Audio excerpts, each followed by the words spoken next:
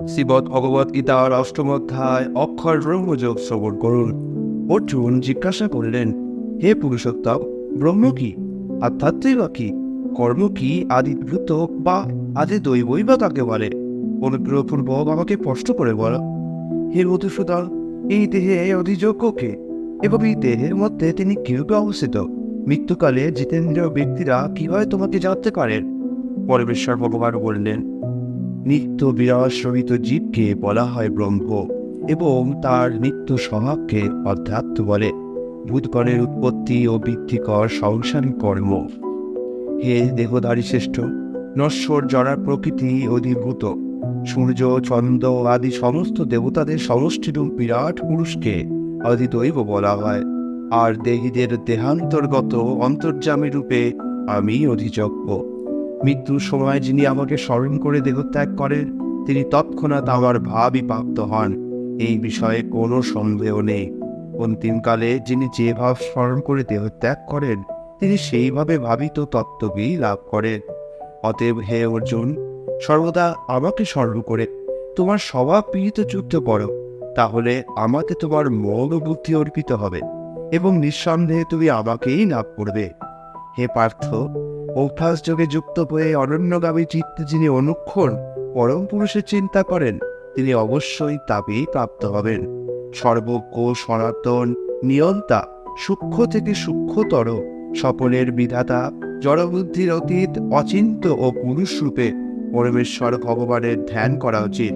তিনি সূর্যের মতো জ্যোতির্ময় এবং এই জড়া প্রকৃতির অতীত, যিনি মৃত্যুর সময় অচঞ্চল চিত্তে ভক্তি সহকারে পূর্ণ যোগ শক্তির বলে ভ্রুযুগলের মধ্যে প্রাণবায়ুকে স্থাপন করে পরমেশ্বর ভগবানকে স্মরণ করেন, তিনি অবশ্যই সেই দিব্য পরম পুরুষকে প্রাপ্ত হন।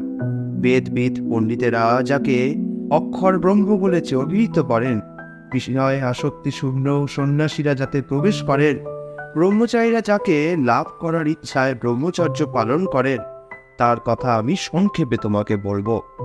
ইন্দ্রিয়ের সব কয়টি দ্বার সংযত করে, মনকে হৃদয়ে নিরোধ করে, হৃদয়ের মধ্যে প্রাণকে স্থাপন করে যোগে স্থিত হতে হয়।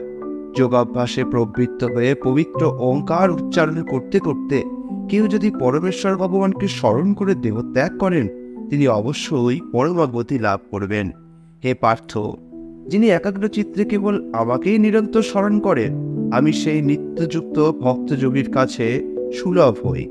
মহাত্মা ভক্তিপরায়ণ যোগীগণ আমাকে লাভ করে আর এই দুঃখপূর্ণ নশ্বর সংসারে পুনরায় জন্মগ্রহণ করেন না, কেননা তারা পরম সিদ্ধি প্রাপ্ত হয়েছেন।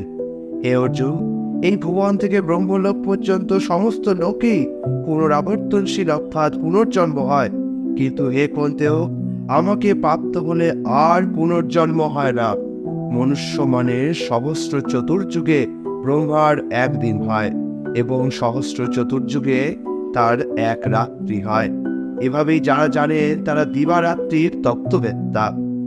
ব্রহ্মার দিনের সমাগমে সমস্ত জীব অব্যক্ত থেকে অভিব্যক্ত হয়, এবং ব্রহ্মার রাত্রির আগমে তা পুনরায় অব্যক্তের নয় প্রাপ্ত হয়। হে পার্থ, সেই ভূতসমূহ পুনঃ পুনঃ উৎপন্ন হয়ে ব্রহ্মার রাত্রি সমাগমে লয় প্রাপ্ত হয়, এবং পুনরায় দিনের আগমনে তারা আপনা থেকেই প্রকাশিত হয়। কিন্তু আর একটি অব্যক্ত প্রকৃতি রয়েছে, যা নিত্য এবং ব্যক্ত ও অব্যক্ত বস্তুর অতীত। সমস্ত ভূত বিনষ্ট হলেও তা বিনষ্ট হয় না। সেই অব্যক্তকে অক্ষর বলে, তাই সমস্ত জীবের পরমাগতি। কেউ যখন সেখানে যায়, তখন তাকে আর এই জগতে ফিরে আসতে হয় না। সেটি হচ্ছে আমার পরম ধাম। হে পার্থ, সর্বশ্রেষ্ঠ পরমেশ্বর ভগবানকে অনন্য ভক্তির মাধ্যমে কেবল লাভ করা যায়। তিনি যদিও তার ধামে নিত্য বিরাজমান, তবুও সর্বব্যাপ্ত এবং সবকিছু তার মধ্যেই অবস্থিত। হে ভারত শ্রেষ্ঠ, যে কালে মৃত্যু হলে যোগীরা এই জগতে ফিরে আসেন অথবা ফিরে আসেন না, সেই কালের কথা আমি তোমাকে বলবো। ব্রহ্মবিদ পুরুষগণ অগ্নি জ্যোতি শুভদিন শুক্লপক্ষে ও 6 মাস উত্তরায়ণকালে দেহত্যাগ করলে ব্রহ্ম লাভ করেন। ধূম রাত্রি কৃষ্ণপক্ষ অথবা দক্ষিণায়নের 6 মাসকালে দেহত্যাগ করে যোগী চন্দ্রলোকে পুনরাগমন পূর্বক সুখভোগ করার পর পুনরায় মর্ত্যলোকে প্রত্যাবর্তন করেন। বৈদিক মতে এই জগৎ থেকে দেহত্যাগের দুটি মার্গ রয়েছে, একটি শুক্ল এবং অপরটি কৃষ্ণ। শুক্ল মার্গে দেহত্যাগ করলে আর ফিরে আসতে হয় না, কিন্তু কৃষ্ণ মার্গে দেহত্যাগ করলে ফিরে আসতে হয়। এ পার্থ, ভক্তেরা এই দুটি মার্গ সম্বন্ধে অবগত হয়ে কখনো মোহগ্রস্ত হন না।